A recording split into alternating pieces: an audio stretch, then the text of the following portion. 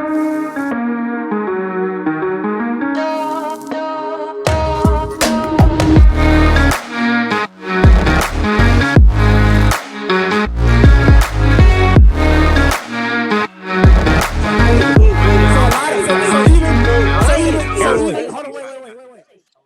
know, I'm starting to think that intro is a little irrelevant because the people, 2 out of the 4 people that you see on there is not here. 1 wasn't here last week. We're introducing them for no reason. Is what I'm saying. Anyway, you should just make a new one, so it shows the people who are actually here. Replace both of their face with the new Aunt Viv. Like,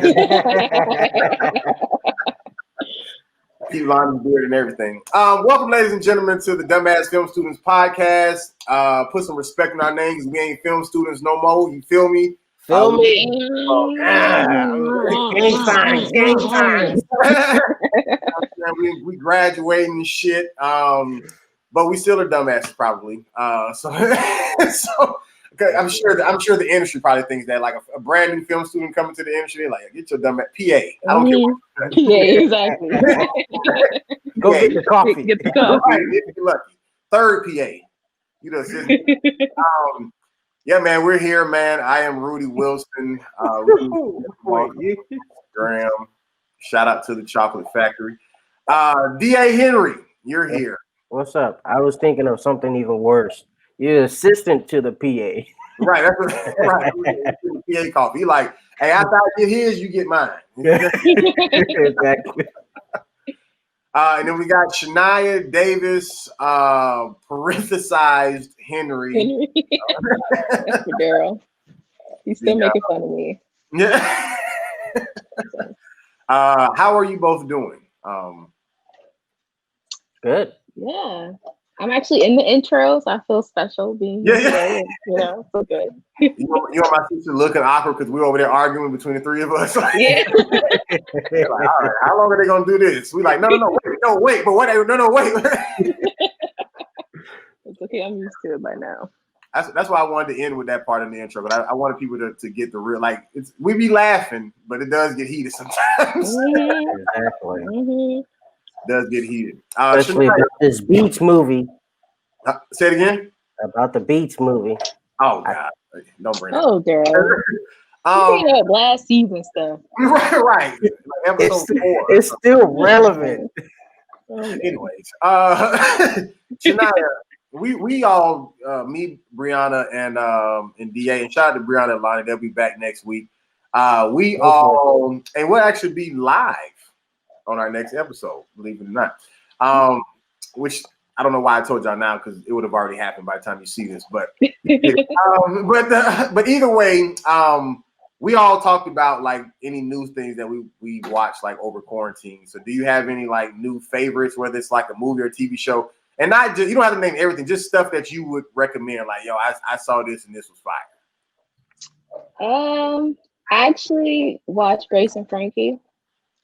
It's a show on Netflix about this like old couple or whatever, and they find out that their husbands are leaving them for each other, and it's really fun. Their husbands are leaving them for like the husbands are gay. The husbands are gay. Yeah. At first I thought you were saying that their husbands were saying they were leaving, but they didn't realize that they was cheating with the friend type of thing. Like the husbands were switching wives type of thing. No. So, okay, gotcha. Okay. But it's funny because they're all like in their 70s or whatever. Mm-hmm. So it just explores, like coming out late in life and, starting over. So once the men come out and they go together, are they done? Are they off the show at that point? Is that their way of getting rid of them too and making it just about? That happens in like the pilot episode. So like the entire show is. But the show is like. So they're still in the show throughout the season with the men. Mm-hmm. Oh, gotcha. Yeah. Gotcha. It's pretty funny. It's like, it's kind of like, I want to say it's like the Golden Girls, but no. 2 girls and 2 dudes. No. It is. He just said that because they old people. Right. I mean, No, I'm saying that because that's what the few episodes that I've seen, it's just Golden Girls with extra steps. Same thing, different way. You could also say it's like Modern Family. I never seen Modern Family, so I can't say that. Well, it's a good show. I recommend it. It's funny. Okay. What about you? Any movies? I mean, I'm sure you guys probably already talked about Soul or Wonder Woman. I didn't like them, so but I heard Wonder Woman was trash. I didn't see one. I haven't seen any Wonder Woman or many superhero movies for that matter. But what did you think about Soul? Like just quick synopsis. What did you think about it? I thought it was okay, and that's saying a lot for a Pixar movie for me because I like all Pixar movies, and I feel like this one was just not quite there for me. But I didn't not enjoy it. If that makes any sense, you know. I just wanted more, I guess. She also watched Ma Rainey's. Ma Rainey's Black Bottom. Yeah, I watched it with Daryl. I could tell from that it was based off a play. Oh yeah, hands down. Yeah. Like it was so much dialogue. I'm like, okay, this must be a play. Yeah. Even just how they were acting was very stage playish. Yeah. Which is okay for me because I believe it or not thoroughly enjoy stage play, like Broadway plays. Like we go to New York, like I will hit a Broadway matinee. You know, you feel like I've seen some fire Broadway plays. Like Mary Poppins is one of my favorite, and I love seeing like some of my childhood favorite movies, and then seeing them on stage because the stage is gonna be different, even in how they present the songs. They switch them up a little bit, whatever, and the fact that they actually found a way to make that woman, like fly through the entire theater. Like we was in the balcony, and the Mary Poppins shit came to us. That's cool. With holding the umbrella and her legs and feet together, like I should be having her feet like out to the side. Like that. And she held that position through the entire theater, not just on stage. She came out above the whole crowd, came up there where we were in the balcony, and came all the way back. And that same thing came. I was like, yo, fire. Standing over it. That's so good. I would have to say my favorite one is Footloose. I've seen the movie. I never seen it on stage. On stage. I think it's actually better on stage than in the movie. I can imagine. Only because you get the whole real sense of the community instead of it being this larger world than it is supposed to be. Sure. And I went to go see it with, and honestly, they just blew me away. No, I can believe it. Yeah. Mary Poppins, Lion King, and it's the story of Peter Pan, but it's called like Finding Neverland. I think is what they called it on Broadway or whatever. But those were my top three. Those are my top three. Those had some fire. And actually, Kelsey Grammer was actually in the Finding Neverland one. He was. Oh, that's cool. Maybe he was Captain Hook. I think he was. So yeah, it's pretty dope. No one played Hook better than Robin. Oh no. But the guy in Hook with Robin Williams played Hook the best. My favorite Captain Hook was the cartoon, the original one, the Disney one. No, come on. When he was caught, have you seen that one recently? Yeah, not recently. Okay, not recently. And he would call out, "Smee!" World. That is the funniest thing in the world. But that Captain Hook to me was hilarious. Man. Well, I'm convinced. I fucks with Peter Pan. That's one of my favorite childhood movies as well. Yeah, mine as well. Have y'all ever seen, this is a random one, have y'all ever seen Chitty Chitty Bang Bang before? Oh, I have. I don't think I have. Bang, bang. That's my shit. Yeah. I love That's all. Daryl, you haven't seen that? It doesn't. It sounds familiar. It sounds like I've seen it because I know it's Shitty Chitty Bang Bang. But Shitty. shitty. But I know that. I just don't recall an image in my head. Oh, you're watching that after this. That's a good movie. Shania, hold on. Don't put me out here, Shania. I'll put you all the way out there. Every episode. Huh? I'll be in the background, Shania. I'll be on the camera. I'm not even in the thing. I ain't never seen it. That's because you be breaking my heart every day. Like I just found out one of my cousins barely saw the movie Life. What do you mean? What do you mean he barely saw it? like they saw it, I guess yesterday or today, whatever, but they saw it for the first time. Oh, gotcha. That's sad. I mean, you haven't seen The Color Purple. Well, there's psychological reasons behind that. Don't go into that. I didn't see Color Purple until I was an adult. So I mean, it was definitely within the last 4 years or so, maybe. I ain't seen it that long ago. And it don't even count because Steven Spielberg directed it. That doesn't make it not a black movie. You're right. It's a black movie. Your point. That just means he's that good of a director. Yeah, that means he's that good of a director. I didn't even know he directed that. That man is amazing. I love that man. All right. No homo. I was telling you, I was about to say, my goodness, you want some knee pads? I love that man. I mean, come on. I mean, I think he just took the film industry and like really pushed it in a whole new direction. Right now, I think the direction that he pushed it in is kind of fighting back against the whole streaming thing. But I think without him, we wouldn't have really had, really big movies like we have. Still contributing. You're mute. I was saying he's still contributing. I think he was the executive producer for First Man, right? Wasn't he? Maybe. Like he said, he produced it. I mean, he executive produced a lot, so. Yeah, I mean, no, Steven Spielberg is. I mean, he's one person whose name I've like the Tarantino's on, so I've never really like learned about him until I got older. You know what I'm saying? Like I didn't even, but I've always known Steven Spielberg's name since I was a kid. You know what I'm saying? Like if there was ever anybody comparing somebody to like, oh, you want to be like the next big director? I don't care what ethnicity or background you were. We always just say, oh, you want to be the next Steven Spielberg? That's just all we knew because he made E.T., Jurassic Park, whatever, blah, blah, blah. So it was like, Spielberg. That's it. See, I grew up on Spielberg, Spike Lee, and Quentin Tarantino. My family, because they're black, because they're black, they had pretty much introduced me to all Spike Lee movies and whatnot.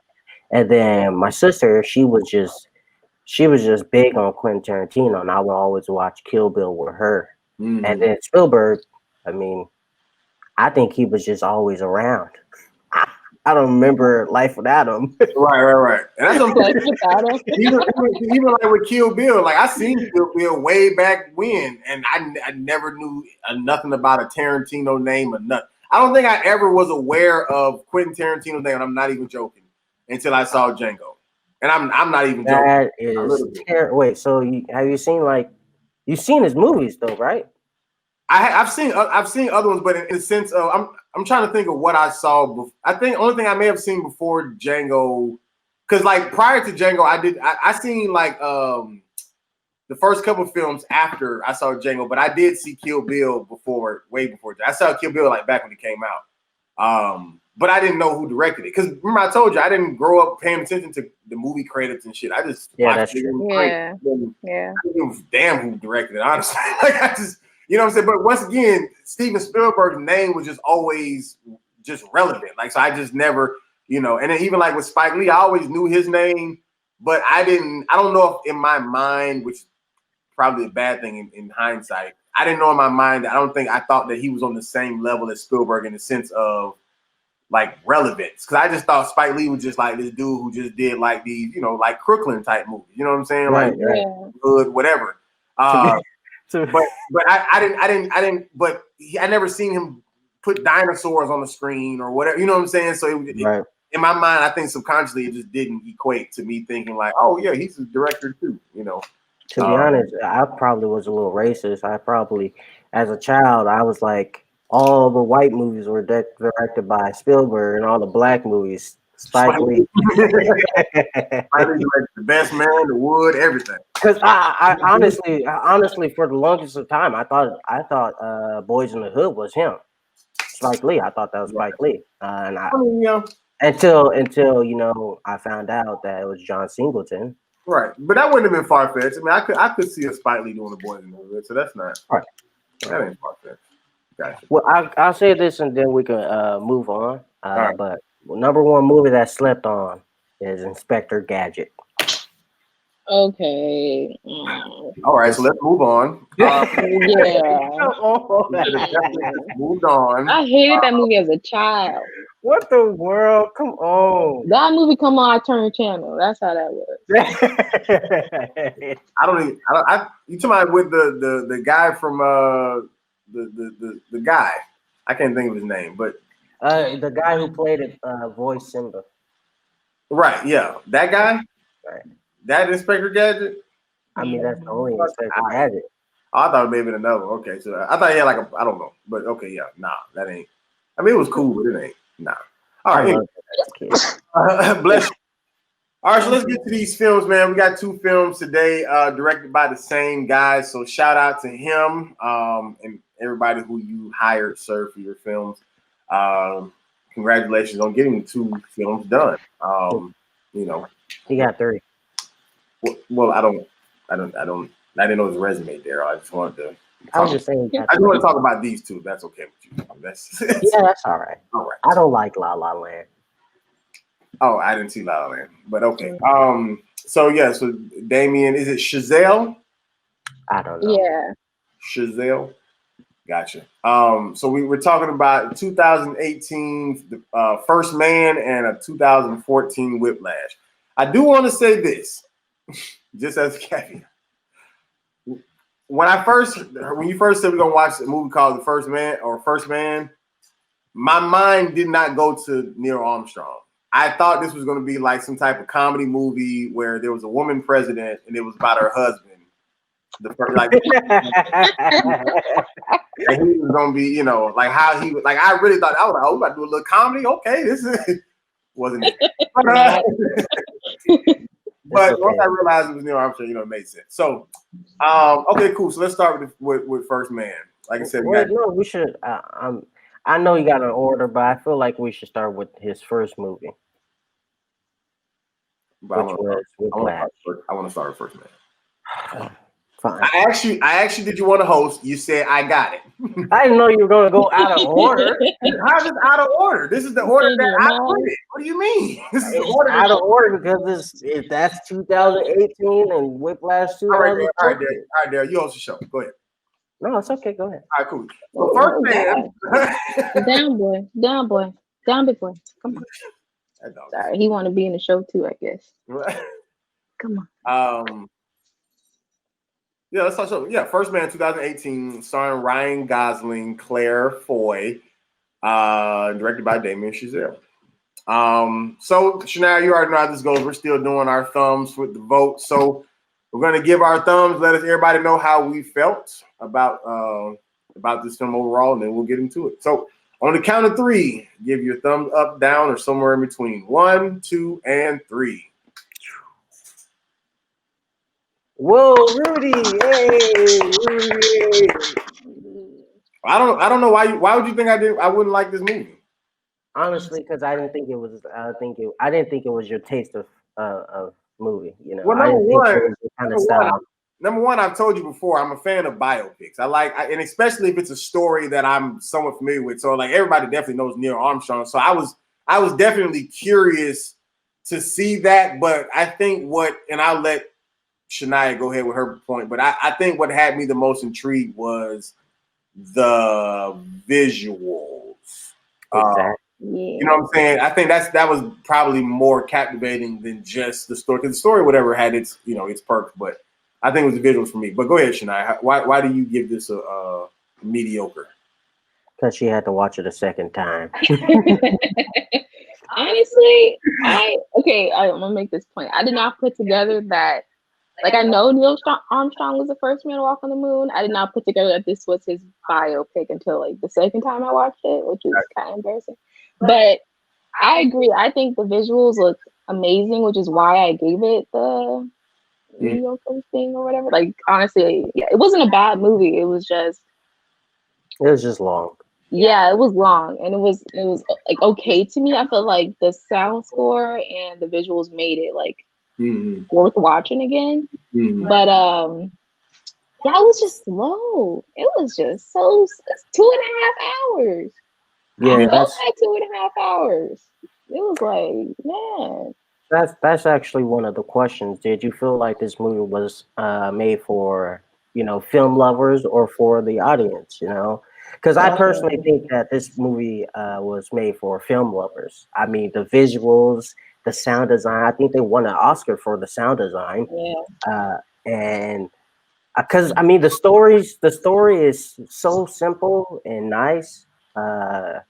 But it's not like a audience captivating story. It's not a movie that you just buy. Obviously, I did buy it, but it's not a movie that an audience member should just buy and watch 10 times in the same day and whatnot. Like it's not fantastic. It's not Fast and the Furious. Yeah, that's a movie you watch like every 5 years, maybe. It's like, oh, Interstellar, yeah, let's watch that. Or First Man, okay, type thing. Not like. So just to let you know, as far as Academy Awards, it won Best Visual Effects, but it won for the original score.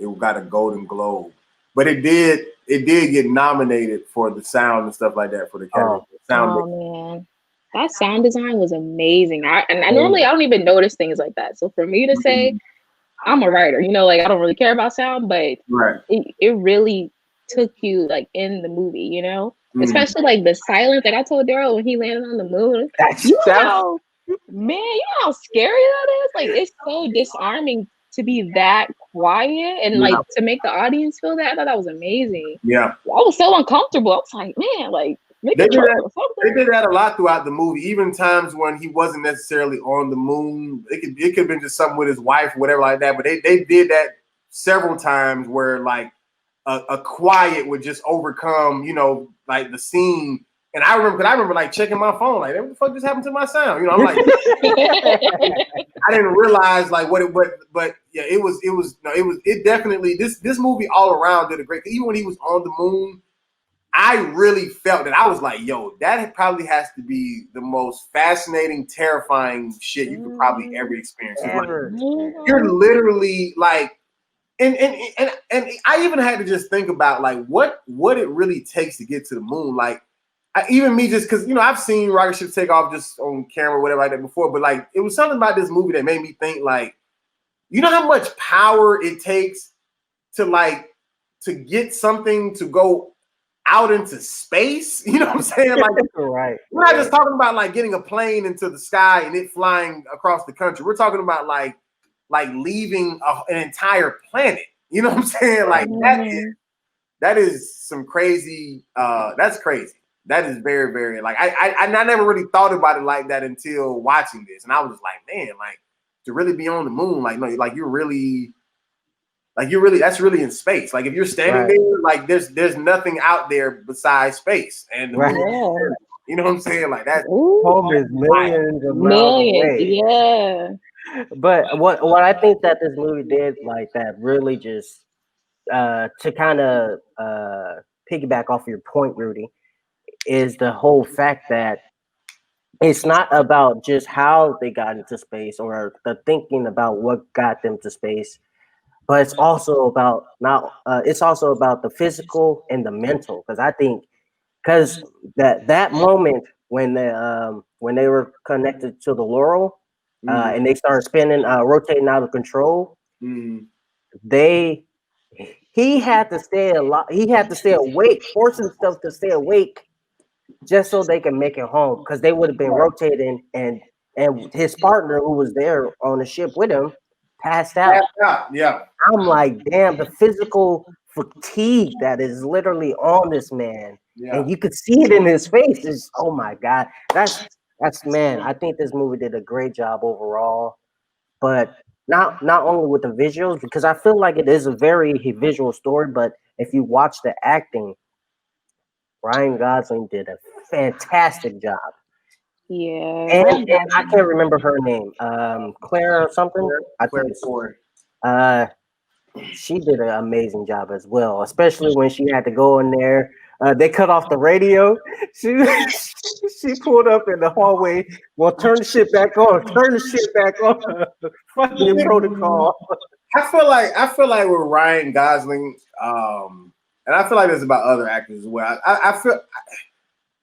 I'm not saying this to disagree with saying that he didn't do a good job acting, but I don't feel like he did anything outside of like what I've seen him do before. Like he almost kind of had the same demeanor as was it Drive or whatever?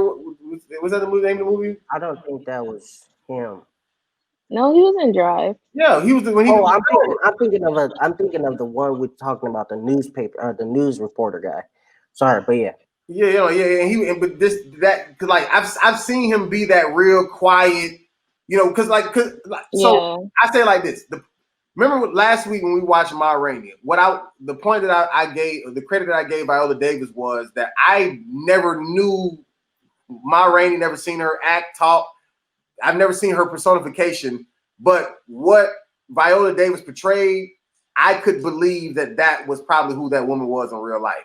And for me, I didn't necessarily walk away saying like, yo, I don't know who Neil Armstrong is, but like he embodied that. Like I didn't get that. I just would just take away, I guess he was a quiet dude who was really focused on his work. But his performance didn't make me convinced in that same fashion, I guess is what I'm saying. So once again, he didn't suck by any means. I'm not saying he did a shitty job at all, but it wasn't outside of what I've seen him do before. And I think that's kind of more or less why they hired him, as opposed to him getting a job and showing this is what I can do to this character type of thing. Right. And I felt like that about somebody else in the other movie that I was going to point out about, but I didn't realize I felt like that about Ryan until just now. Well, I would have to ask, what was your guys' favorite shot? I think Shania had something before you. Oh, I didn't know. I'm sorry. Oh no, it's okay. It wasn't like a major point, honestly. It was. I didn't know. I'm sorry. No, you're fine. I was looking at the question. I wasn't even gonna push it because it's not like a big thing. Okay, but, okay. Well, you yeah. go with your favorite shot or whatever, if you had one. Ready? I think for me, and it's not even like I can't remember what the shot was for the poster or whatever, but the moment where he's on the moon and it's like, it's like a reflection in his little astronaut suit or whatever. I don't know if that's like the poster cover, but I remember thinking like, how they say get your poster cover shot or whatever. Right. Like how that would have been a great one just because it's like sums up the movie entirely in that one moment. Hold on, let me look it up because I cannot remember. I think I would say for me, for one, I thought the visual effects was fantastic, especially they did a lot of using the reflection to see Earth on or to see whatever the case may be, and even being right up in his face, and and obviously using visual effects to put the reflection on there as opposed to seeing the cameraman in his reflection, type of thing. But honestly, like I loved I would say the camera work in this, even the outer space stuff. Just I don't know if they did that in post, just rotating it, or they actually put themselves in a non-gravity type of thing. But just to allow the camera to also be floating, have that floating effect, and it's not just filming them floating, like it was floating with them. I thought that was real good, as well as some of the even more just simple shots, like just the view through the glass of the spaceship to look out and see the moon, or to look out and see just whatever, what I'm saying, or even just after he took that one step, and they just showing that downward view of his POV, and he moved, like stuff like that. To me, even though it wasn't like a difficult shot, those were important shots. You know what I'm saying? Right. And I thought that this movie did a great job throughout the entire movie visually. They use visuals to always make you understand the moment the way that character is understanding it. You know what I'm saying? Right. In that same moment. I think for me, my favorite shot was the opening shot when he's in that what looks like a jet, and he's bouncing off the the atmosphere. But his whole view of the Earth, the curvature of the Earth, I was like, wow, that me personally, I felt like that not only is very captivating, but it does also that summed up the movie for me. This man looking for higher heights, in other words. And I thought that was just, man, brilliant, perfect. Because it was in his spaceship, not spaceship, but it was in his helmet, like they did with the moon later on in the movie. But I think that was perfect. Um, so how do you guys think for his third movie? How did the director do? I never seen La La Land, so I can't really speak on that. It was a musical, so. But it won awards and stuff, though, right? Like, so, I mean, I feel it won awards. La La Land, Whiplash, and then this. That's the order. La La Land, Whiplash, and this. No, Whiplash, La La Land. So Whiplash, La La Land, and this. So I mean, I feel like I mean, for his third movie, I mean, I feel like he's pretty much hit with all three. None of them have been a failure. You know what I'm saying? That's like, true. so I think he was already good by the time he got to his first movie. Like, you know what I'm saying? Like, he's already set. Because I mean, which shows either maybe he was just doing other stuff like under the radar or whatever like that. But I would say to give him credit for this to be his third movie, and you do something to this degree, because I've thought about that before. Like when I've watched like BTS of even like how they make Black Panther or the Avengers or whatever, and there's one thing to direct a movie. There's a whole other thing to have to direct it using the green screen and CGI. Okay, like we're gonna put you here, and then we're gonna act this scene out here. So when you do this, this is gonna, you know what I'm saying? Like you have to see all of that before it's ever even a thing. You know what I'm saying? Right. I don't know if my mind has ever went there with a movie. Like I can see, okay, they're gonna live in this type of house. They're gonna, you know what I'm saying? But I ain't never thought about like, okay, this nigga gonna have a cape with a patch over his eye because his eye pain. You know what I'm saying? Like I never thought about it. And to me, I think, like I said, for that to be your third movie and you're already in that type of space. And granted, I'm sure he hired the correct people to do the job, but that's still honorable. I would say for it to be your third film, you already swinging out the park like that and winning awards. You know what I'm saying? Like I said, I mean, you got sound, visuals, whatever like that. So yeah, I mean. And Ryan Gosling was in La La Land, right? Or no? I think he was. Yeah. Yeah, so I should watch that. La La Land. He wasn't in Whiplash. No, he wasn't in Whiplash. No. Yeah. That would have been a good one though to watch. But I feel like with Chazelle, the thing I like about him is that none of his movies are the same to me, but they all have that, not want to say artsy, but that filmic quality. You know, like they all look like they could be nominated for Oscars type thing. And none of them are like big blockbuster movies, which I like, but each story is captivating in its own way. I mean, this one was okay, but like visually it was good. But yeah, I think he did a great job. Apparently, he wrote on like 10 Cloverfield Lane, which I didn't know about. It's probably why it's like hidden in there because that movie was trash. But you say he wrote what? 10 Cloverfield Lane. He was like one of the writers for it. Actually, I think that movie was actually pretty cool. 10 Cloverfield Lane? Yeah, with the guy from Roseanne or Roxanne or whatever her name is. Okay.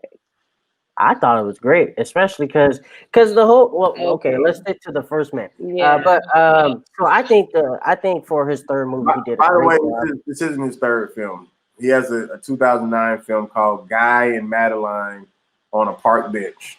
Oh, okay, I never seen that. So he directed it. I had to watch it. So this is his fourth one, apparently. He might got more than that. He probably do. Probably some under the table that I don't know. But I think this film had very creative choices and whatnot. Because I don't know if you guys felt this way, but to me, it felt like besides the parts from being in space, it felt like it was a videotape, a family videotape the whole time. It felt like they like got the footage from all the people recording all this stuff and just put a movie together and kind of had the graininess of it, and It's just the shakiness of it as well. I thought it was a great approach to it. But I do have to say, or I have to ask, do you guys think the studio influenced a lot of his choices, or do you think he made his own choices?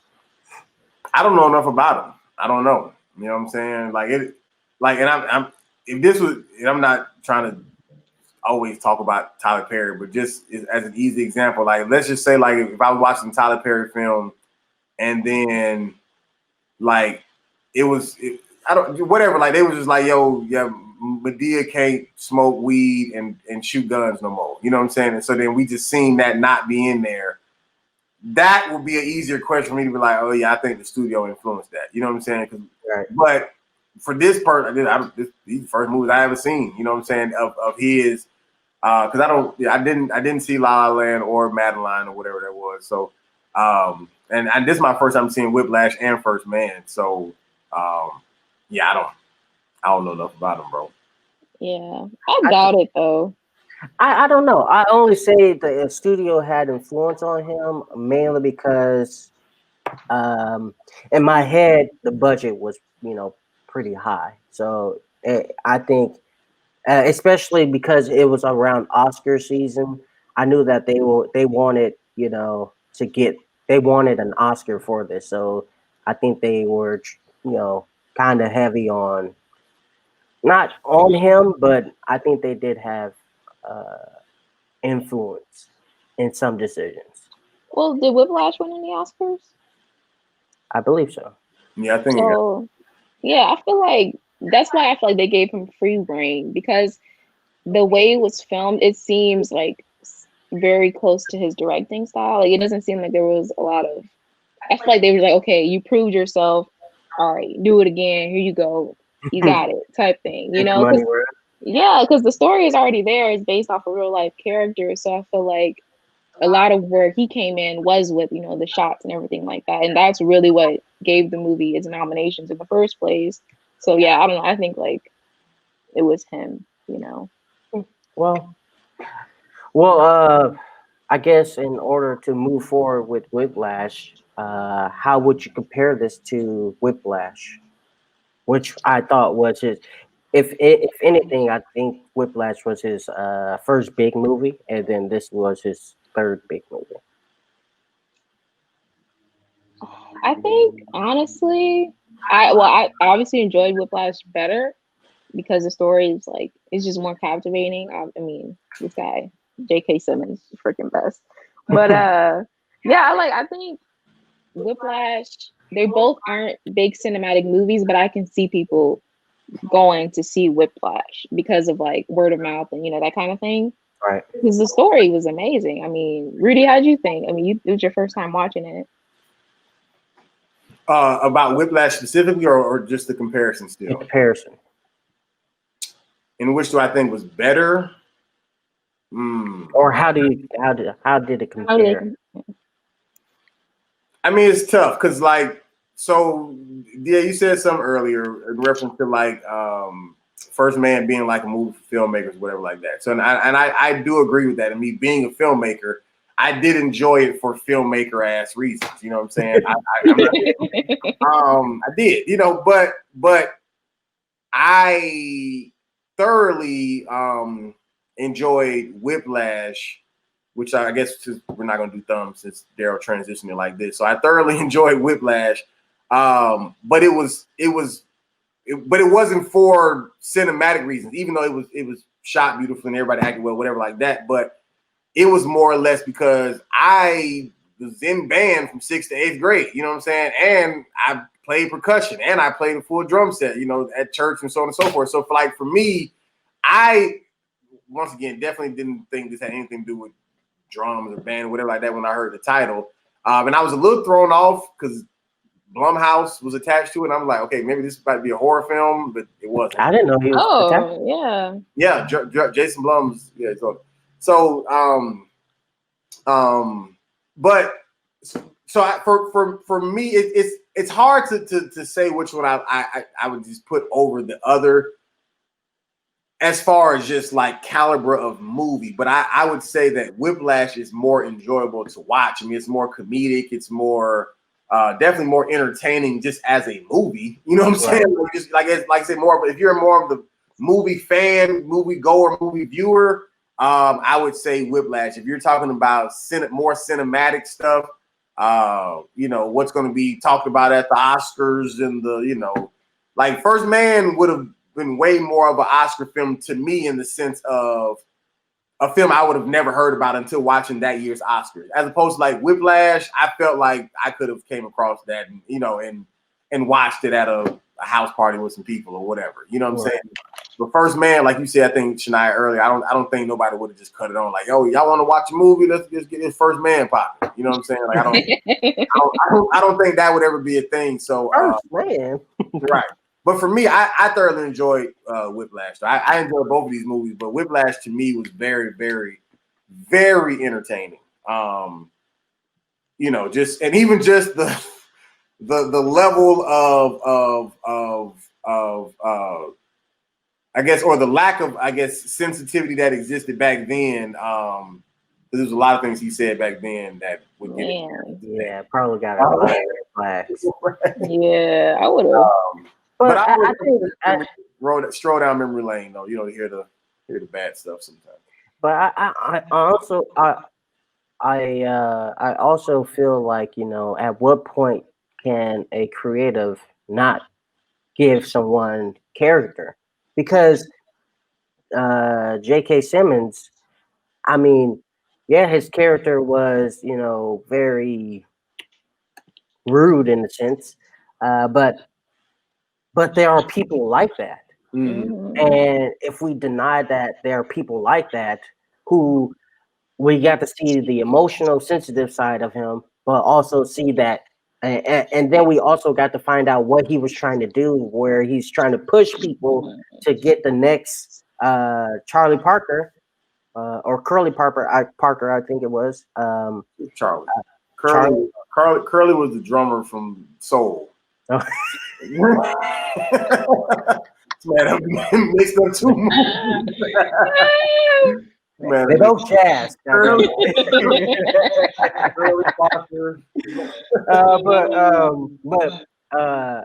But at what point do we hinder artists from, you know, creating real life? I want to hear what Shania has to say specifically about JK Simmons' character, because I see you shaking your head, and I want to hear what you have to say, because I do have a question about his approach for both of y'all, but I want to hear what you have to say first. I mean, I think he obviously played it amazingly, because I hated him, you know, in the movie. And yeah, I think I would have fought my teacher that day. Like, I don't think I could have sat there and took that. I understand his motivations behind it, but then it's also like, it makes you question a lot of things. Like, do people actually go to that extreme, you know? And it's like, who just sits there and take that kind of abuse? Like, I feel like at a certain point, you'd be like, all right, you know, and he did do that. He did, like, you know, report him and all that. But that just wasn't enough for me. I wanted to see him, you know, like, rise up, like, all right, this is it, you know? Yeah, right. But I don't know. So I would ask this. So, and first of all, like, shout out to Miles Teller and JK Simmons, I guess the two main stars of the movie. I do have a question about his character, because I was thinking about this while I was watching. Because for one, I was very entertained. I mean, I thought he was just funny how he was talking to everybody, and they would just be crying and sweating and just, you know. But it's kind of to the point of what you kind of made, DA, when you were saying like these type of people are necessary. But I don't know if me and you were looking at him in the same way, in the sense of I don't necessarily think he's that type of person, meaning like that's just him every day of the week. You know what I'm saying? But when it comes down to how certain people demand perfection out of people do have different approaches. So I've had teachers, you know, who, you know, I know for a fact I can walk into the class late, I can whatever, you know what I'm saying? Ain't gonna be no pressure. You know what I'm saying? But you got some other teachers where it's just like, yo, not only you better be here, your pencil better be out, your book better be over, because, you know, if not, she gonna come in, whatever. I've had football coaches, you know what I'm saying, like, they just not really the yelling type. And we ain't disrespecting, but like there was no like, I gotta get this right or else, you know what I'm saying? But then I've had some coaches where it was just like, yo, we'll be cussing each other out if somebody mess up. Like, yo, we tired of, you know what I'm saying? Whatever. So but every time I was with the person who aggravatingly pushed me hard, whether it was in class or whether it was on the team, we always had better results every single time. Mm-hmm.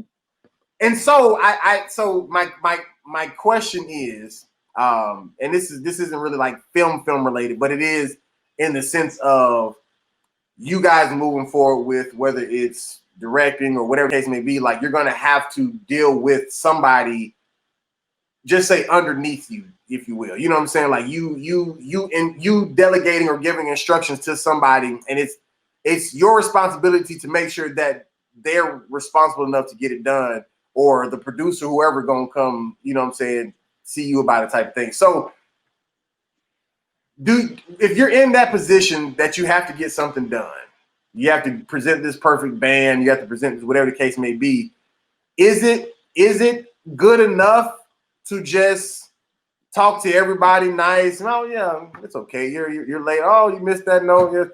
Like, will that get the job done? Would that have pushed that band to the next level? Or did he have? And granted, I'm not saying say like that's why your mama left your daddy.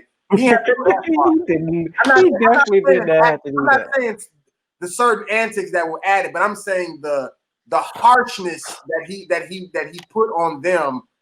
I'm saying, do you think that is necessary to get the best out of people, or do you think that the softer approach can get that exact same, if not better, results? That's a good question. Or not? Just do you think that the results I'm talking about, the results? I mean, that's a good question because I don't know. Honestly, I want to say yeah, but I feel like it's not so much as the teaching style. It's just like, I don't know. I feel like it's more of the need to like please them. You know what I mean? Like when you have that sort of authority figure in your life, it's like, dang, they got high expectations. I never get this right. I want to hit it this time, you know, so that like that pushes you. Right. But at the same time, I feel like, you know, at what point can you be like, all right, it's not the teaching style, but it's like me, you know, like it's not because of them. I like it's my thing. Mm. Does that make any sense? Mm-hmm. So like how he was saying how he was trying to make the next Charlie Parker. At what point is it like, okay, is it Miles who achieved this greatness, or was it just him who like pushed it out of him? Because I feel like it was at that point, it was his name was Miles, right? Yeah, Miles. So I feel like that teaching style, it works, but at what cost? Right. Did I answer the question? It answers it to a certain degree. I mean, I get where you're going. But us just. Well, I'll let you answer, DA, but just us naturally as people, most people, I'm not gonna say all, but most people, we don't do anything that we don't have to do. You know what I'm saying? And most of the times when we're doing something we may not feel like doing, whatever like that, it's because we have to do it. You know what I'm saying? Like, I don't have no more clothes, so I have to watch, even if I don't feel like it. Or this kid has to make it to this soccer game, right? Like, you know what I'm saying? So you most times you do things that you have to do. And so if you're ever in a position where you can show up and just be just willy-nilly, you know what I'm saying, and just be chilling, like most people's natural self will take that without even consciously saying, okay, I'm gonna relax. Like, I can show up to this job. Oh, the manager be walking in late. Oh, and then this person, they just receptionist, and the manager ain't saying nothing about them walking in late.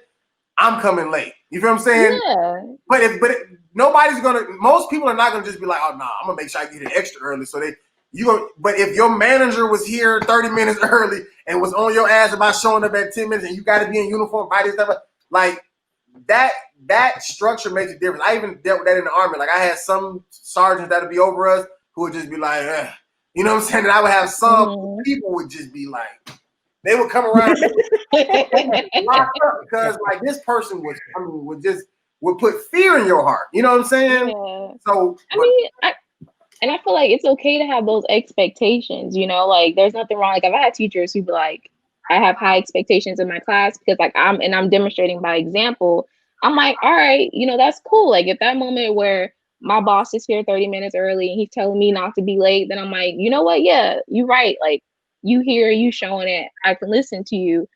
But if I got this band teacher who didn't do like much with his career telling me, oh, I can do like, I'm like, okay, get on my face. No, but he was successful. He wasn't a piece of shit. He was that was like he wasn't no Charlie Parker. Look at this is what I would say. This is what I would say. I would say no pain, no gain. And I say that only because Daryl, you ain't gonna yell at nobody. I can't even imagine you raising your voice. But wait, listen. Look at so you can break somebody down without being that kind, without being Fletcher, but because my grandfather, when you would get in trouble, you have to go to his room, and it's like the worst thing ever. He would just sit down and talk to you, and it's not like the talk is like boring, which would drive you crazy. It's that the power and demand that he commands, like his presence, and it just makes you just cry. And the words that he's speaking, it's not like he's speaking some next time you can do better. He's telling you the truth, right? And that truth hits you to the core, right? Because not only is it the truth, but it's also from this person that you respect. So I think to I guess reinforce my point, no pain, no gain, is if no one is commanding more from you, then how are you building yourself up? The only way to really build muscle is to break it with and push against the weight. Right. So if you don't have any weight against you, then you're just gonna be flabby arm. Flabby arm. But do you subscribe to that style yourself? Like, or even if you haven't thus far, like, is that your plan to kind of have that? And once again, not that you have to say some of the offensive things that he said, but I'm just saying the approach. Do you plan on having that type of drill sergeant approach when it comes down to whatever business that you see? No, I take the approach that my grandfather took. Shania knows I always do it to my dog. I sit my dog down, say, "Hey, that's a kid and a dog." I'm talking about all people on your set saying like, "Hey, bro, I just got here. I know it's 9:15." I can say this. I was assistant director for one of Daryl's shoots, and I had to be that. I had to be, because I started off like, hey, can we can we get set up? And I was being nice, and you were right. People was like dragging their asses, so I had to be like, all right, start demanding more. I wasn't rude about it, but it was just more like no more shit type attitude. Yeah. But Daryl could, but because I was like that, Daryl could be like, hey, joking around and like engaging with these people, because I was the one that behind the scenes making sure we had to get stuff done. So I do understand, like, having to have that more authoritative, like strict attitude, but at the same time, like, I don't know, maybe just says something about us as a people. Like, why I gotta do that? You a grown ass, like, you can't just be on your shit, like, and it's frustrating, but it's like, I do. Yeah. It's like, why? I don't get that. And I guess maybe it comes with, no pain, no gain, like having that passion to just be on it without somebody having to tell you to do it. I don't know. I think that really makes the difference between a lot of people. I think if you can work without someone being on your ass, that says a lot about who you are as a character. But if you need someone to be on your ass, then I mean, and it's not. But it's not. At what point does it stop? It's not even just working. It's working at a high level, because like I get up and do shit every single day. You know what I'm saying? But there's also days where I can do a lot and I still realize how much more I could have done. You know what I'm saying? but if they're because that person on your ass, it's an accountability partner. You know what I'm saying? It's somebody who's literally like, you know, you can go to the gym and you can work out yourself, but if you got a trainer, they're going to push you to that next, you know, level, whatever like that. You know what I'm saying? And the main reason why I wanted to ask y'all, because that type of person, once again, their approach, not so much what he said, but that type of person is not naturally me until it does become me. You know what I'm saying? Like I'm not that person until it just happens. That because just like with you, Shania, like I feel like, especially if I'm dealing with adults, I always feel like we all grown here. I shouldn't have to, you know what I'm saying? I gave everybody instructions. You know what time to be here. You know what, blah, blah, blah. You know what you do. So it's not like you don't know. So okay, let's see what happens. And then the moment that don't happen, then that's when all of a sudden it flips. You know what I'm saying? But but I'm starting to realize that maybe I should just start that way. And therefore, because I feel like if you go ahead and just get it out of the way, it doesn't have to, you don't have to yell every day. You just get it out of the way up front. They never got to a point of thinking, oh, okay, he cool. This just Rudy. No, it ain't. Yeah. Like it ain't. You know what I'm saying? And especially when it's your project, it's like it was that guy's band. Like it was always his reputation, whether it was Charlie Parker or whoever in the band, whatever. You know, like it's those sponsors, those people who was coming to see him, they were always coming because of his reputation. Right. You know what I'm saying? And when it's yours, you're gonna take it more seriously. That's why he was like, you're not about to sabotage my shit. You know what I'm saying? Or whatever. Like, play faster. Okay, next person. You can't do it. I'm gonna just keep going until I find somebody who can do it. You know. And and I also think that did I cut you off? What I was getting ready to switch topics. I wasn't going to talk about the whole leadership style, but if you were still talking about that, go for it. I was going to say I also think that that character or that trait was needed in this movie only because it was music, and music is tempo, and like he kept saying, not my tempo, not my tempo. Like he needed to be exact. I think the most disrespectful part, like I would have walked out that moment, is when he was like, count 1, 2, 3, 1, 2, 3. I was like, and he was like, oh, now was I rushing or was I lagging? I don't know. Well, count again. 1, 2, 3. I was like, oh my God, that would definitely not be. That's why this movie not get slapped by a grown. How you gonna disrespectful? You just gonna disrespect me like that in front of all my friends? That was definitely cinematic effect. Like that would not have happened, at least not to me. That would not have happened in real life. You can find a better way for that example. But I did want to say that Miles Teller is another actor to me that I was going to. He was the first person I thought of when I was thinking about somebody who I feel like movies hire him because of who he is. Like I've seen him in Footloose. I've seen him like he is the same character in every movie. It's just a different version. You know what I'm saying? Like he's just a drummer like that. But and he doesn't do a bad job. You know. But I'm saying like the more I'm getting into the filmmaking, I'm realizing even with casting, like you can cast people who. Because like I feel like this person could transform into this person. Because you even think about like a Chadwick Boseman, like as many great roles as he's ever done. The role I give him the absolute most credit, and I will forever give him the absolute most credit, was James Brown. Because that was the most unlikely character that I would have thought out of any character that he played. I would have never considered Chadwick Boseman in my mind, just off the rip to say, let him portray James Brown. You know what I'm saying? Like one of the most animated characters in life. And he bodied that as convincing as Jamie Foxx was with Ray Charles.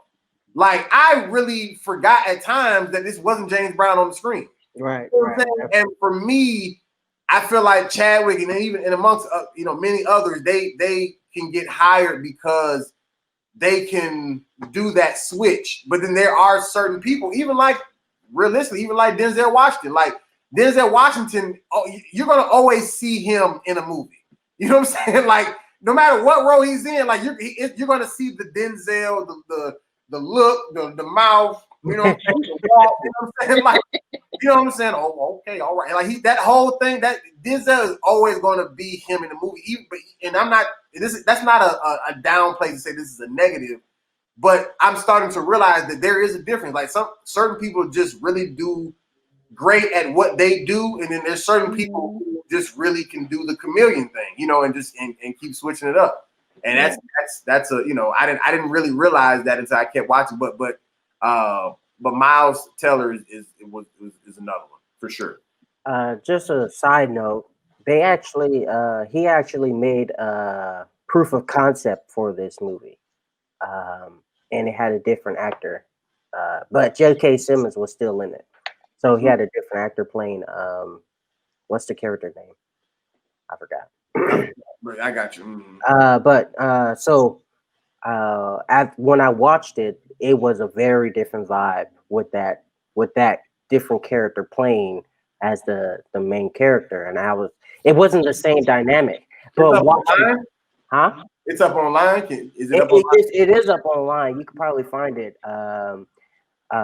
But like when you go back and watch this, that the dynamic between J.K. Simmons and Miles Taylor, is it Taylor or Tyler? Taylor. Taylor. Oh, Taylor. Okay. The dynamic between them two, phenomenal. I believe they went in the best direction that they could, and they got the best results that they could. Right. Yeah. Yeah. No. This movie definitely was good. I mean, I thought once again, I thought it had some great shots. This same director, I mean, does a great job of using visuals to put you in the moment with whether it was the slow motion on the symbols with the water or the blood or the whatever. Because and that's a real thing. I mean, even though they were kind of like pushing they were making his hand bleed like he was Jesus getting nailed to the cross, at times. but like, because I play drums, so I've definitely gotten blisters, and I can imagine as fast as they were trying to play. Because I mean, sometimes I just thought the tempo was unrealistic. I'm like, how much faster can they go? You know what I'm saying? Like, what does he want from them? But but I can imagine if trying to play that fast and just keep going like that. I can imagine because that constant just rubbing against your hand of them sticks definitely will do it. But like I said, I think it was great visuals. I think the only thing I disliked about this movie, if I had to choose one thing, I thought the girlfriend was like I get what they did with her, but I mean, was she that necessary? Yeah. You know what I'm saying?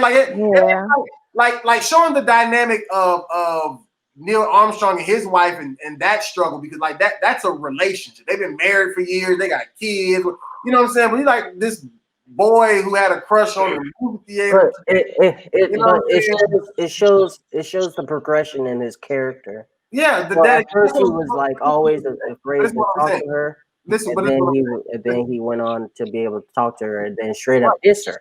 I get that, but this is what I'm saying. I feel like, I mean, most movies choose one. I'm not necessarily saying he had to, but he didn't just choose this is the progression of finally talking to the girl and getting the girl, or this is the progression of let me show how dedicated I am to the music because I'm breaking up with my long-term girlfriend. He chose the approach of let me finally get the girl and still dump her. Okay, I get it. But what I'm saying is this. This movie could have been perfectly fine without that point. Because I was not that invested in his crush, nor his world. So how would you visually see that he's gaining confidence?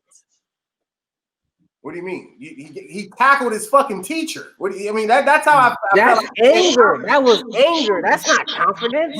But that's still confidence. This is one. No, that's not Rudy. Everybody in that room gets angry with that man, but nobody ever attacked him. That's why that was him. He attacked him because he put all of it on the line, and then he basically said, "You're done. You're not working in this field. No, you're not going anywhere. You're done. You might as well give up. That's why he tackled him. But that's what I'm saying. But that's still showing confidence. Because most people That's like not what the hell. I'm about to slap you. I'm about to come to your house and slap you in your face. There's other people who he kicked out who just took it. It was like, all right, they didn't fight back. That's what I'm saying. Nobody fought back until besides him. Everybody literally did kind of fight back. No, they didn't. The drummer just lost. When he got pushed out the way, he got pushed out the way. The freaking trombone player that was out of tune. Okay, no, look at that. That moment with the trombone dude was showing the amount of demand that this teacher or instructor is. This is what I'm saying. They were showing his power even with him not even being the one out of tune, but just the fact that he didn't know it. I get all that, but this is what I'm saying. When he was told that you're done, get out, whatever the case may be, there was no. What do you mean? There was no fight back. But this guy, when he gave the dude his part, he was like, no, that's my part. When he like all these different levels showed like, no, I'm getting my confidence against this teacher. Only thing that his girlfriend showed was it wasn't about getting confidence to the teacher. No, it's not. Because it's about him getting confidence in himself. That's literally what the ending was. But this is what I'm saying. But wait. In himself allowed him to do something that nobody else in the class did, which was stand up to the teacher. No, but that's not the point. The point is having confidence in himself to be able to do all the stuff that he needed to do. His confidence. Look at him getting on the team led to him. Oh, okay. He started feeling himself. You know. All right, I'm gonna go get the girl. He got the girl. Boom. Then he got senior chair. He was first seat or whatever it was called. He was primary player or whatever. And then he worked hard. He said Fletcher brought in his rival, the dude he hated, the redhead dude, and was like, if you want the part, earn it. And he earned that part. And then he got he was trying his damn hardest to keep the part just because he had a couple life situations that got in his way. So he didn't want to lose that. And then at the end,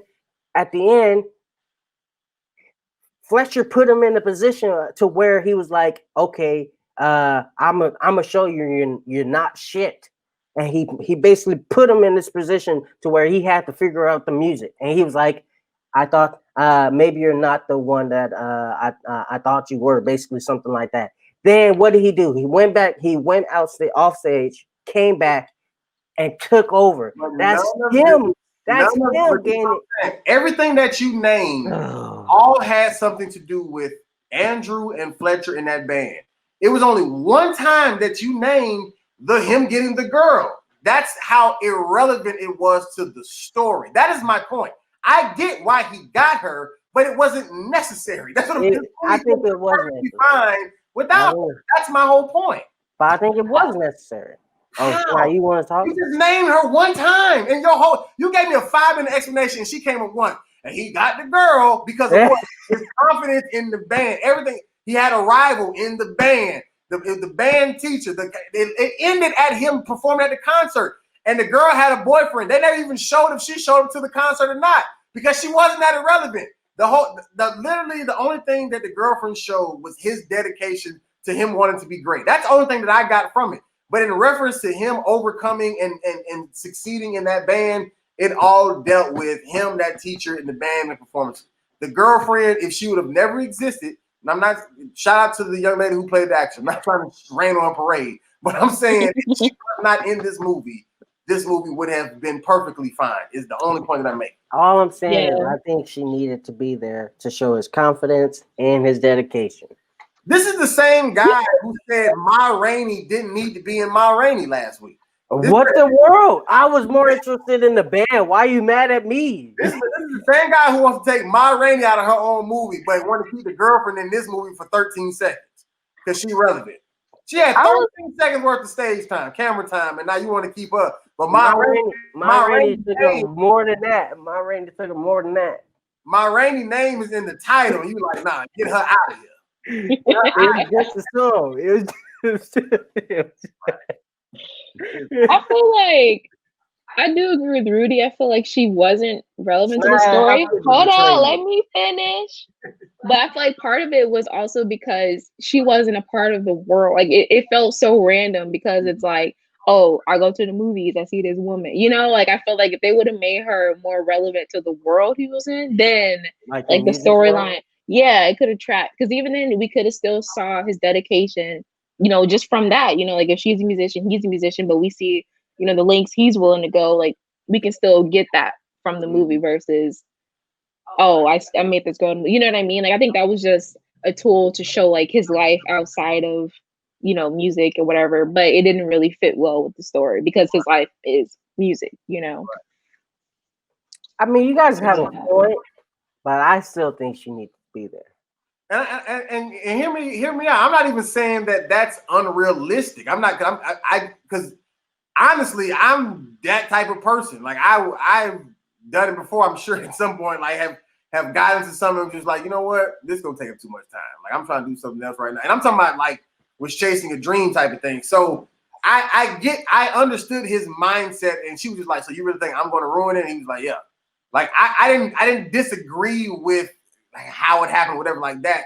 But it, like Shania said, it just didn't fit. Like it just wasn't, like she was like here, and then she just wasn't. And it was just like, okay, well, I didn't really care about her that much in the first place. I wasn't invested. You know what I'm saying? Like I was invested in his relationship with his dad. You know, even the family dinner to me, those characters were more impactful to me to this story than the girlfriend, because they all were showing their, you know, views on, nobody gave a fuck about him and his music. You know what I'm saying? They talking about football, blah, blah, blah.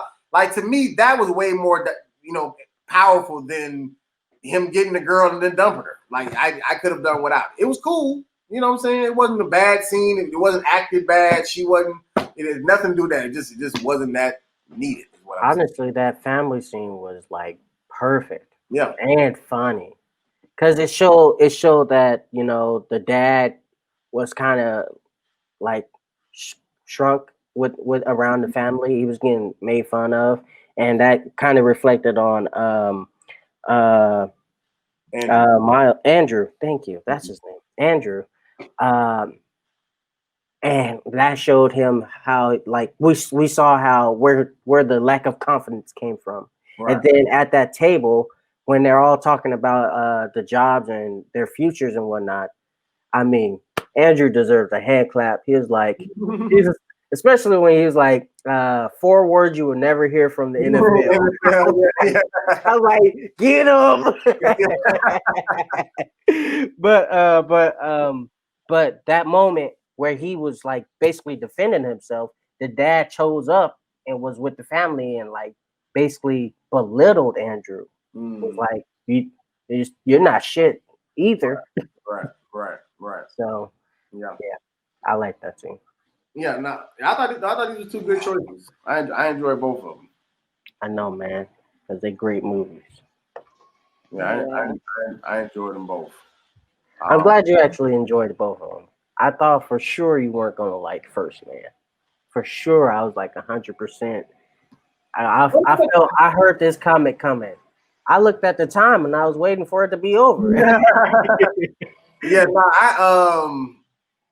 well, I did watch it in like it did not take me 2 days to watch it, but I did have to watch it in a 2-day thing because I ended up like starting it, and then when I probably had maybe 50 minutes left, I forgot I had to do something else, so I didn't finish it till this morning. So maybe that probably helped me with the time, and I just didn't realize it because I didn't watch it straight through. But it wasn't because it was trash, and I just had to stop. But what I was gonna say was I've seen another movie. I've seen like 2 other movies that was like space movies that wasn't biopics, but that I thought was cool. Like I seen the Sandra Bullock one. I think she had.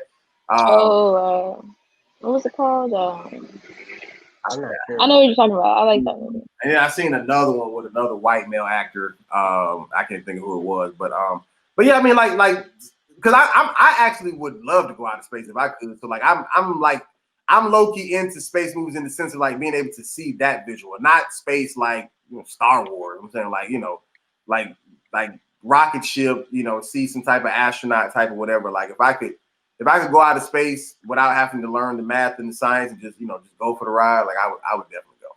So I assume you've seen Martian with what's his name? I don't know. What's his name? Damien something? I don't think so. Not Damien. Yeah, I'm not sure. Oh, Gravity. That's the name of the movie. Gravity. Yeah. I'm pretty sure. Yeah, That's a good movie. So, anyways, anything else for Whiplash and or Matt Damon? That's his name. Matt Damon. Matt Oh Damon. yeah, Martian is pretty good. You might like Martian. I think I did see that one, but I was saying I think that's the other one I seen. I think it was Matt Damon, the one that I seen. Yeah. I was saying it was another white male actor. I think now that you say Matt Damon, I feel like it was his face that I seen. Or Ad Astra. Could have been Brad Pitt. I get them confused. That's more new. This newer one, right? Ad Astra just came out, right? Yeah, we should watch that one. Oh no. That's That's definitely for us. Oh well. You know what? If it seems like we're wrapping up, but if we don't, if Lonnie and Brianna don't come next week, I just got 10 and we can watch that. Oh, well, they're definitely coming, but we can see what happens. I actually just recently watched John Q. It's on YouTube Movies. Oh, John Q was fire. I haven't seen it in a while. Best performance from Denzel I've practically ever seen. Listen, that name. John Q. I'm not going to bury my son. I forgot how fire John Q was. Like John Q is, man. And then the ending is perfect when they're doing it. Have you guys done a Denzel movie? Yeah, we done Deja Vu. Yeah, we did that. Yeah, Deja Vu. You know, I was thinking we should actually kind of keep this trend going to where we either do the same actor or the same director, maybe, or the same writer. I think that'd be a fun approach. It's not a train if you're the only person who did it. It's not a. It's a trend. It's a trend now. It's multiple cars put together, not just your car. I said trend. Trend. Yeah, I'm sorry. You're not a trend. You're the first person. I know. That's what I'm saying. It could become a trend. It could become a thing. Oh my god. We'll see what. I mean, it's not my turn to pick. It's only one of them. So we'll see what happens with them. Either way, let's play this game so we can get up out here. So let's start with First Man, 2018 film. What do you think the budget was for First Man? I think it was 120. 120. Still out of space. What you say? I said 150. 150, 120. Well, it was a lot of money, but it wasn't as high as either of those. It was actually only 70 million. Damn it! That was my second guess. 70 million, yeah. Y'all was talking like they was really out of space. They was No, only because it was a lot of visual effects. That's why I'm like, I probably would maybe a little bit. 70 million is a lot of money. That's a lot of money. Yeah, but I don't know. I thought it was more. There was more. Gotcha. All right, and what you think it made in the box office? I'm gonna say 150. 150. I think they got their money back. I was gonna say 140, but I would say 140. I'm gonna say, why can't you? Daryl, you weird. 149, Drew.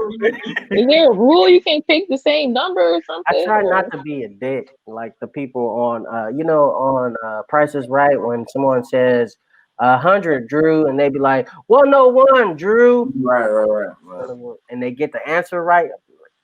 Oh, first of all, I don't respect Drew Carey as the host of Price is Right. You don't respect Bob. Okay. When you give examples, don't say Drew. You say Bob. Come on, Drew got the whole beard now. I don't care. I don't care what, man. Right. Okay. I know I like him as a person. I like him on the host of Whose Line It Is anyway. But I'm talking about Price is Right is Bob. Okay. When I grew up watching it, my mom was on it one time and didn't get picked. It was Bob. She was funny. Why you have to say? Well, she did. She didn't get picked. Like she was on the show, but they didn't call her name. Come on down. She never got that. No. So, but you both were wrong about the box office. Still too high. It was it made 105.7. Damn. Sound like a radio station. Kind of Well, close. It at was least they made their money inverted. You know, you switch the numbers around. That was close. Sure. Talk about nerds. All right, then what about Whiplash? Make that candy? I haven't seen Nerds in a minute. Maybe I ain't been to the store. No, the one Willy Wonka candy with the rope with the nerds attached to it. Nerd rope. Yeah. Nerd rope. I didn't know what it was called. Yeah, The rope with the nerd attached to it, nerd rope, sir. That's it. That's again, I didn't know what it was called. Yeah, the ball is fire. Oh, fireball. Okay. Anyway, my answer is budget for Whiplash. $5 million. $5 million. For Whiplash, I'll go with $3 million. $3 million. You guys are in the ballpark now, and Shania is the closest with $3.3 million. Damn. 3.3. In my head, I said 4. I want you to know that. You still wouldn't have been the closest. Yeah. No matter what you said, sir. All right. And then box office. What do you think made the box office? Damn, I don't even know. Yeah, I don't remember this being in the box office. I like this movie, so I'm gonna give it all the credit. I'm gonna say it got 150. 150. I'm gonna go with 70. 70. Gotcha. You both were over, but DA, you were out of control with 150. As I said, I love it. I got you, and people loved it too. It made money, but not 100. Not probably made like 30 something. 49. Made 49 million. 49. Yeah, they only spent 3.3, so they banked. They made Yeah, they banked. I don't remember being in theater though. That's weird. No wonder they got. No wonder he got the chance to direct First Man. Yeah, for sure. They're like, yo, this guy bringing in money. Everybody happy. Right. Cool, man. Yeah, that's it for this week, man. You guys got some stuff going on. You guys want to talk about and plug and Instagrams and. Oh man, we graduate. Let's get this over with. Hey, I'm definitely happy to be done with school. I'm not gonna lie to you, because it was starting to just become a babysitting thing for us after a while. It was just like, yo, have y'all gotten more work done of what you can only do without our help? Like, right. It's just like, let's just be done with it. They basically, hey, did you get the money yet? Right. No? All right. Well, there wasn't even no more teaching going on at this point. It just was like, we're done. Let's just be done. So it's cool, man. Shout out to my pitch. Say it again. I said I butchered my pitch. You're right, you butchered. That's why it's good to let people like you go first. You know what I had the actual flexure moment.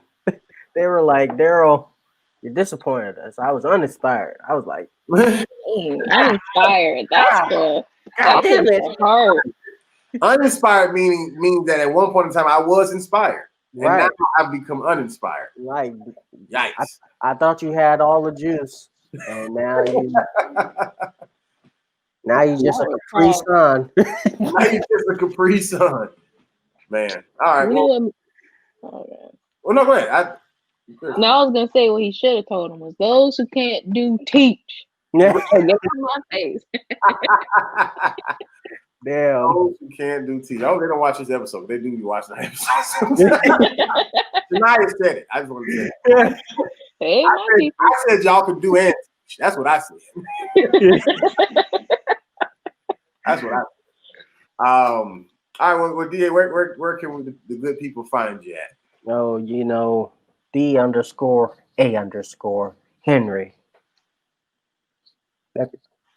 Okay. All right. Okay. Shania. What you saying early about the underscores, Rudy? What? About the underscores? That's because Daryl is so common. I don't know why. Messing with you. I don't know why. You know what? I tried to make a new Google account, just so I can have my actual name on it. And literally, every variation of my name is taken. I have to put a fucking number in there. Daryl's a pretty common name, sir. I was like, oh my gosh, yeah, that's annoying. I know 5 Daryls. So there you go. And an uncle. So, I only know 2, 3, 4.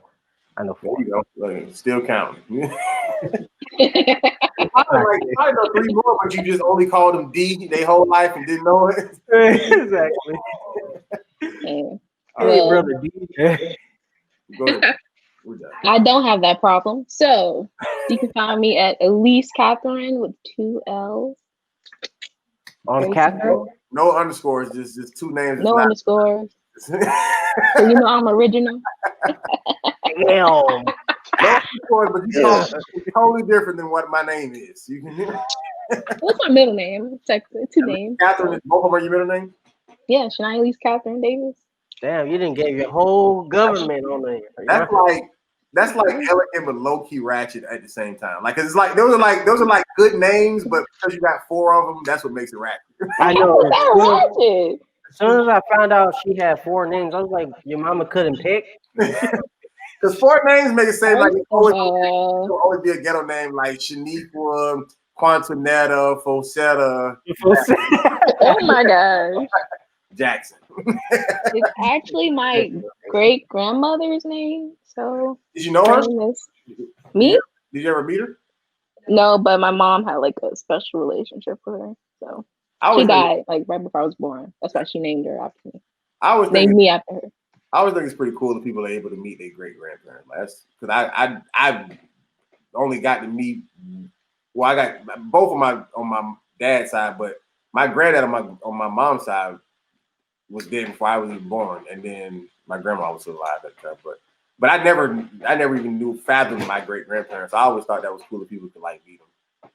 I knew my great grandfather, but yeah, I knew, but not my grandfather. So I knew my great grandfather on my grandmother's side. This is so off topic. So you can follow me at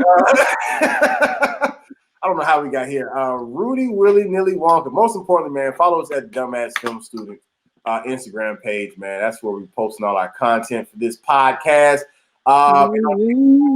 Chocolate Podcast Network. Actually, I have that right here. Boom. Chocolate Podcast Network. You can find the podcast there as well as other stuff. But Dumbass Film Students, DUMBASSFILMSTUDENTS. At first, I forgot what you were spelling. I was like, "What the hell is he spelling?" Yeah, they don't know how to spell film students. I was over there. I was trying to hurry up and spell it before it scrolled off the screen, and it started over at the bottom. I didn't want to spell it wrong, so I'm just using this, but it was moving too fast. All right. Well, yeah, that's it. And cut. We out, bitches.